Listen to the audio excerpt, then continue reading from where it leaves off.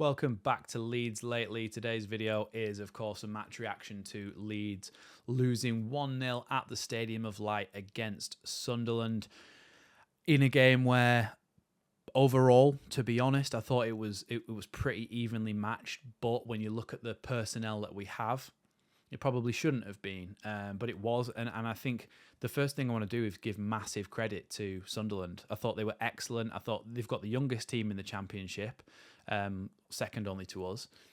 Sorry, no, we're second only to them. So our team's very young as well, but they were brave.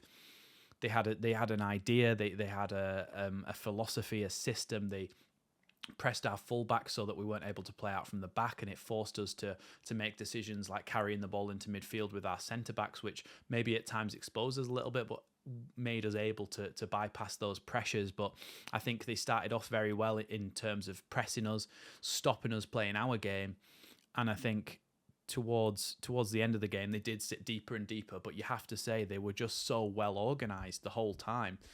So I do give massive credit to Sunderland. They played really, really well. And overall, I don't think you can begrudge them the 1-0 win. I think perhaps a draw would have been the fairest result from this game, but football's not fair. Really, you have to do enough to win the game, and I don't think we did. I think we weren't awful. I don't think we were awful. I think some people saying that Leeds weren't good enough, Farker won't be happy. I think Leeds were okay. I don't think we were bad. I don't think we were at our best. But I think we did enough to get a draw out of the game when really we need to be doing enough to get a win. Obviously, we had that chance late on that was poked off the line by Hume, who, by the way, should have had at least 3 or 4 yellow cards during that game for all the fouls that he was putting in on Somerville, on Jorginho, on Dan James, basically all of them. And I think that was a bit of a theme as well consistently, and the referee wasn't great, I didn't think. I don't think he had a very good game at all. I think he made a lot of decisions where really they should have had yellow cards. I mean, I'm going to talk about this one first, actually, this decision, because there was in the second half, Somerville was through on goal, and the defender, I think it was Ballard, pulled back his shirt. Now, Somerville stayed on his feet and tried to carry on running, but because he'd been pulled back, it completely slowed him down, and he had to cut back inside and have a look. And then when he eventually did get his shot off, it went straight into the goalkeeper's gloves. Now, for me, Somerville was one-on-one with the goalkeeper, and if he'd have fallen over when his shirt was pulled, if he'd have gone down when his shirt was pulled, that defender would have received a red card. So what's the difference when he doesn't go over? Because you still stopped his momentum. You still stopped him having a one-on-one with the goalkeeper. Yes, he still got a shot off, but it wasn't a one-on-one with the goalkeeper. It was a left-footed shot from the edge of the box through a crowd of players. So for me, if Somerville goes down and basically dives, not dives because he was pulled, but if he goes down under the weight of what was a little pull, which obviously isn't enough to take him over, then he wins that. So that's encouraging players to dive. It's encouraging players to go down easily. And instead, Somerville is penalised basically for staying on his feet. So I thought that was terrible. I thought he made a lot of bad decisions to referee. There should have been a lot of yellow cards earlier on in that game, and then Leeds would make one foul, and then they would be the one to get a yellow card. It certainly felt that way anyway, from my point of view. But like I say, Sunderland themselves, they played well. There was times where they were a little bit dirty, I would say, but aren't all teams, and certain games will be like that as well. But I did feel certain times they were a little bit too heavy-handed with some of our players, and obviously you don't like seeing that from your perspective, because a lot of the time it stops Leeds when they're on the break. Like I said, they played well, but we did have the chances. We had Somerville going through on goal, like I've just mentioned. Probably should have had a red card to their defender for that, in my opinion. We also had the one really early on where Somerville's shot from the edge of the box from the free kick was just tipped over the bar by the goalkeeper, and the one right at the end where Peru poked it past the goalkeeper in the box and it was cleared off the line by Hume. So annoying when Leeds could have had something from that game. I thought, to be honest, Sunderland's goal was lucky.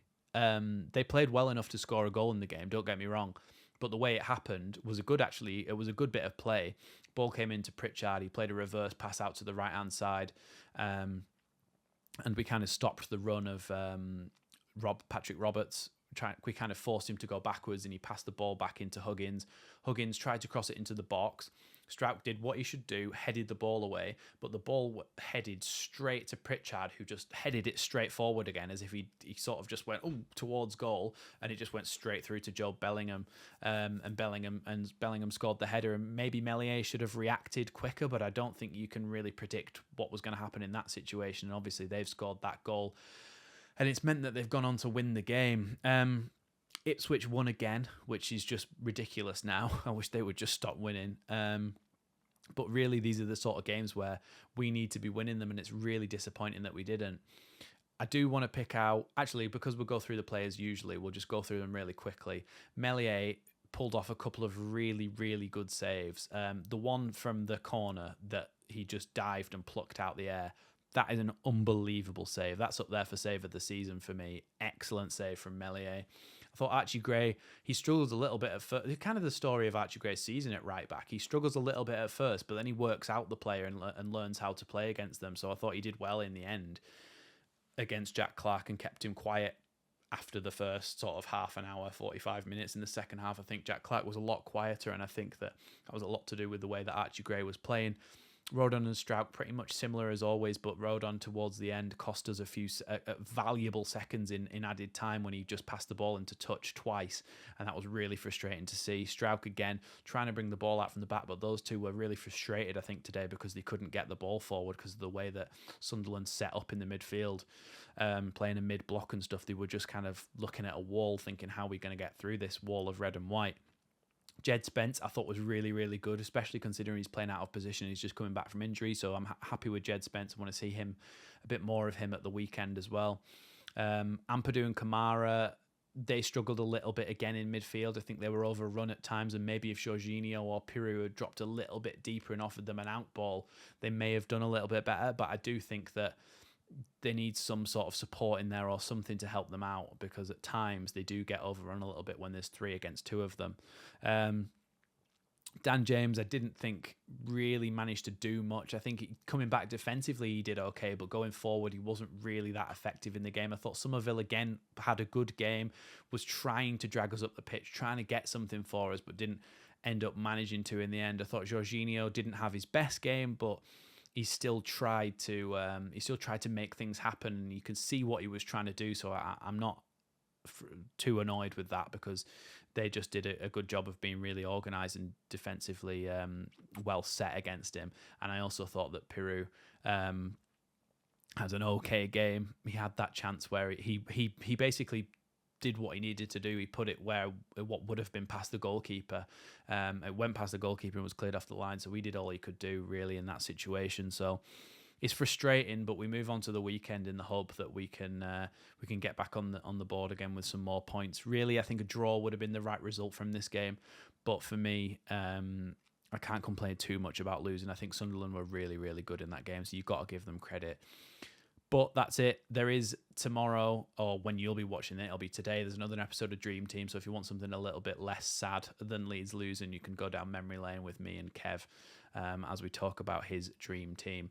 And also, there'll be a tactics video on Thursday, and then there'll be plenty more live streams and match reactions of games we actually win in the near future. So make sure you hit that big red button.